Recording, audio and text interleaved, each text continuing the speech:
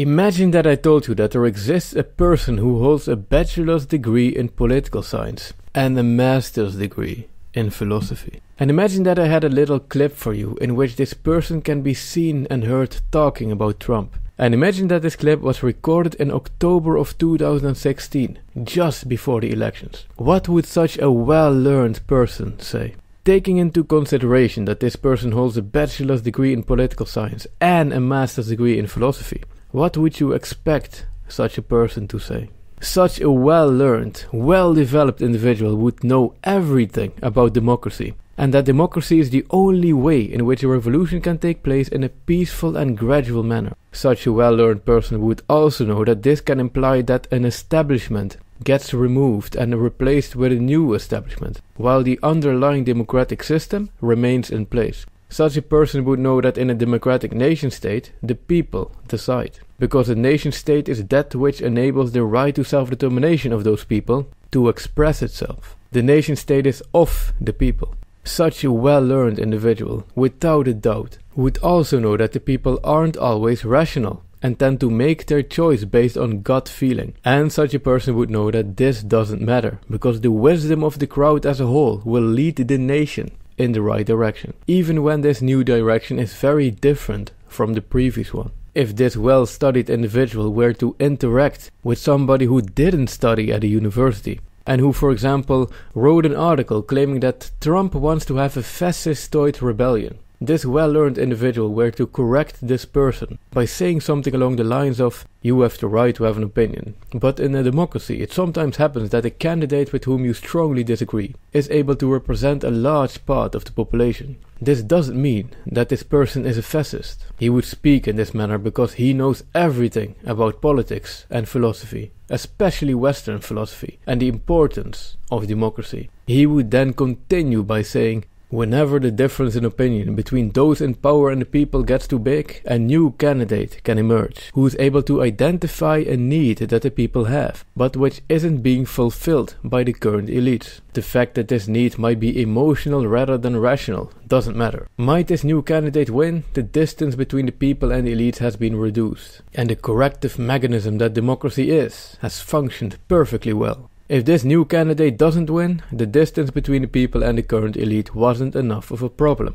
or simply didn't exist. In that case, we know that the current elite still represents the people, and we can confirm that the nation-state is still moving in the right direction. So no, Trump, a new election, a heated debate isn't the problem, as long as the democratic process isn't used to end democracy itself, which is extremely unlikely to happen, because the institutions in the United States are way too strong for that. So what if I told you that this mysterious person with these amazing credentials actually exists, and that the little clip in which this well-studied person can be seen and heard talking about Trump is real, and that I have it right here? So, behold, and allow yourself to be amazed by the deep and profound knowledge of somebody who holds a bachelor's degree in political science and a master's degree in philosophy.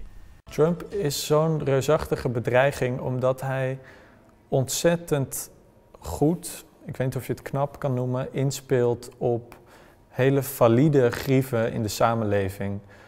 Dit zijn sentimenten zoals woede, angst, ontgoocheling, wantrouwen in de politiek, cynisme, ga zo maar door.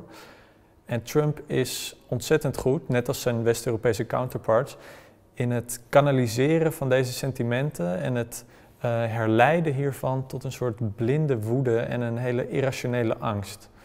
Die eigenlijk los komt te staan van wat er daadwerkelijk in de samenleving gebeurt.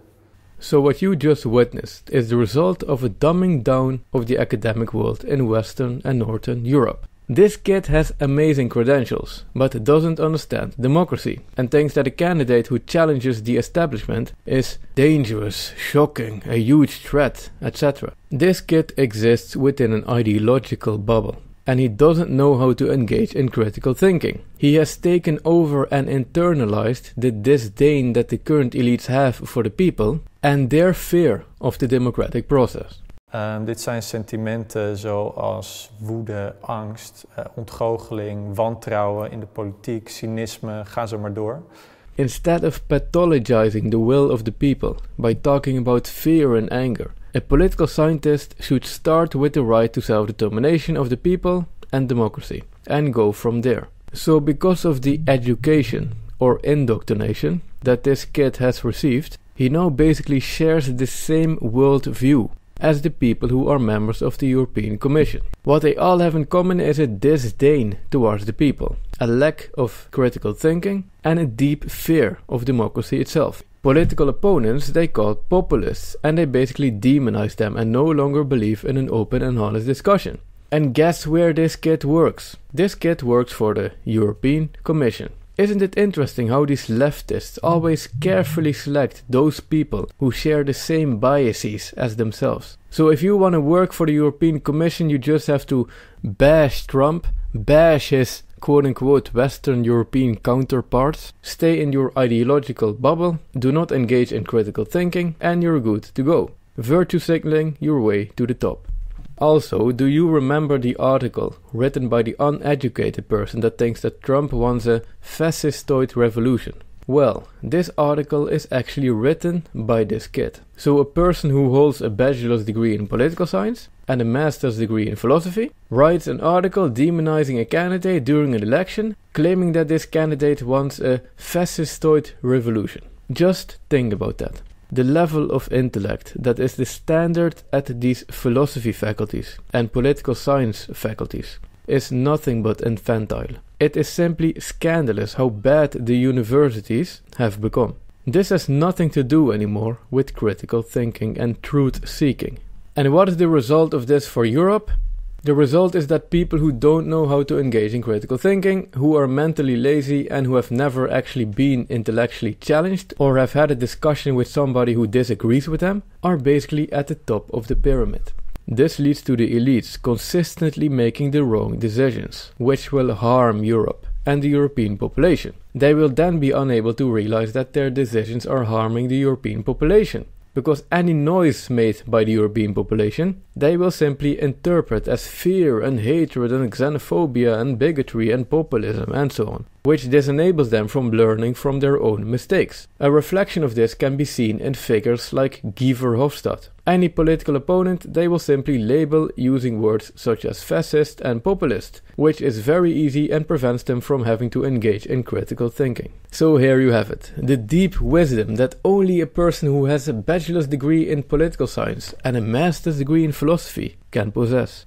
This is Paul from debatetheleft.com. If you like these type of videos in which these type of intellectual frauds finally get exposed, please click on the big red button to subscribe.